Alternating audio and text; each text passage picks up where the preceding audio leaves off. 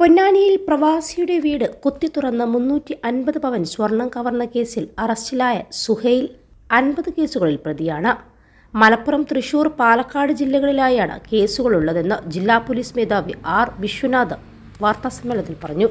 ഏപ്രിലാണ് പൊന്നാനി ഐശ്വര്യ തിയേറ്ററിന് സമീപം പ്രവാസിയായ മണപ്പറമ്പിൽ രാജീവിന്റെ അടച്ചിട്ട വീട് കുത്തിത്തുറന്ന് 350 പവൻ സ്വർണ്ണാഭരണങ്ങളും വില കൂടിയ വിദേശമദ്യവും കവർന്നത്. കേസിൽ ഒന്നാം പ്രതിയാണ് തൃശൂർ വാടാനപ്പള്ളി സ്വദേശി രായർ മരക്കാർ വീട്ടിൽ സുഹൈൽ എന്നയാൾ. പൊന്നാനി കരിമ്പനയിൽ ഭാര്യയുടെ വീട്ടിൽ താമസിച്ചു വരവെയാണ് കവർച്ച നടത്തിയത്. കവർച്ച മുതൽ വിൽക്കാനും മറ്റും സഹായിച്ച പൊന്നാനി കടവനാട് സ്വദേശി മുക്രിയം കറുപ്പം വീട്ടിൽ അബ്ദുൽ നാസർ, പാലക്കാട് കാവശ്ശേരി സ്വദേശി പാലത്തൊടി വീട്ടിൽ മനോജ് എന്നിവരും അറസ്റ്റിലായിട്ടുണ്ട്. അബ്ദുൽ നാസർ കള്ളനോട്ട് കേസിലും പ്രതിയാണ്.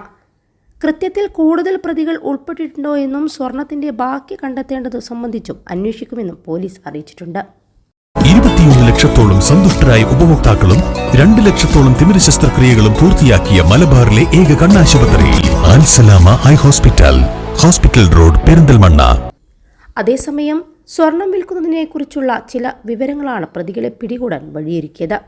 കവർച്ച നടന്നതിന് ശേഷം സുഹൈലിനെ പോലീസ് കസ്റ്റഡിയിലെടുത്ത് ചോദ്യം ചെയ്തിരുന്നു. എന്നാൽ തെളിവുകളൊന്നും കിട്ടാത്തതിനാൽ വിട്ടയച്ചു.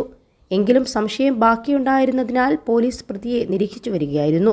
കവർച്ച നടന്ന വീട്ടിൽ നിന്ന് CCTVയുടെ മെമ്മറി ഭാഗങ്ങൾ അഴിച്ചെടുത്ത് പ്രതി കടലിലെറിഞ്ഞിരുന്നു.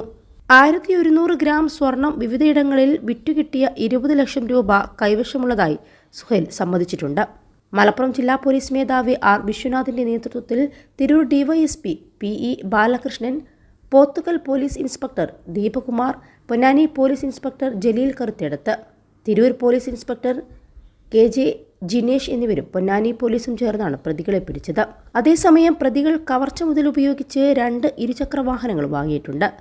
ഭൂമി വാങ്ങാനും പണം വിനിയോഗിച്ചു. പ്രതികളെ തിരൂർ 1ാം ക്ലാസ് ജുഡീഷ്യൽ മജിസ്ട്രേറ്റ് കോടതി റിമാൻഡ് ചെയ്തിട്ടുണ്ട്.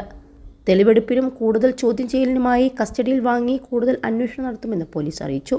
അതേസമയം പൊന്നാനിയിൽ പ്രവാസിയുടെ വീട് കുത്തിത്തുറന്ന് 350 പവൻ സ്വർണം കവർന്ന കേസിലെ ഒന്നാം പ്രതി വാടാനപ്പള്ളി സ്വദേശി സുഹൈൽ കവർച്ചയ്ക്ക് തുടക്കമിട്ടത് വാഹനങ്ങളുടെ ബാറ്ററി മോഷണത്തിലൂടെയാണ്. ഓട്ടോറിക്ഷ, ബൈക്ക്, സ്കൂളിലെ കമ്പ്യൂട്ടർ, ബാറ്ററി, പ്രൊജക്ടർ തുടങ്ങി പല വഴികളിലൂടെ സുഹൈൽ മോഷണ പരമ്പര തന്നെ സൃഷ്ടിച്ചു. പിന്നീട് വീടുകൾ കുത്തിത്തുറന്നുള്ള വലിയ മോഷണങ്ങളായി. തൃശൂർ, പാലക്കാട്, മലപ്പുറം ജില്ലകളിലെ മിക്ക പോലീസ് സ്റ്റേഷനുകളിലും ഇയാളുടെ പേരിൽ കേസുണ്ട്. വാടാനപ്പള്ളിയിൽ കവർച്ച നടത്തി പോലീസ് പിടിയിലായപ്പോൾ ലോക്കപ്പിൽ ബർമുഡയുടെ ചരടിൽ കെട്ടിത്തൂങ്ങാൻ ശ്രമിച്ച് ആശുപത്രിയിലായി. കളവ് കേസുകളിൽ പിടിയിലായാൽ എത്ര ശ്രമിച്ചാലും കുറ്റസമ്മതം നടത്താതിരിക്കൽ സുഹൈലിന്റെ രീതിയാണ്. ജയിലിലായാൽ ജയിലിലെ മറ്റു തടവുകാരുമായി ചേർന്ന് കവർച്ചയ്ക്ക് പദ്ധതി തയ്യാറാക്കുന്നതും പതിവാണ്. കേസുകളിൽ സുഹൈലിന് ജാമ്യം ലഭിക്കാൻ വേണ്ട സഹായങ്ങൾ ചെയ്യാറുള്ളത് അറസ്റ്റിലായ മനോജാണെന്നും അന്വേഷണ സംഘം പറഞ്ഞു.